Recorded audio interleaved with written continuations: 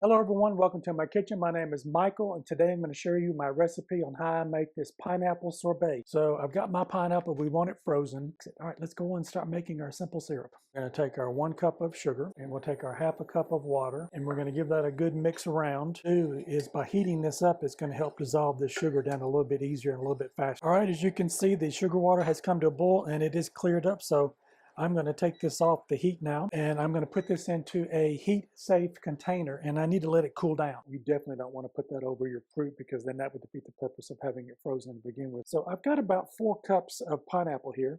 So I'm going to put that into my container. I'm going to start with 1 tablespoon of my simple syrup and see where that goes. You can always add more depending on your taste level. So let's give this a taste and see what we come up with.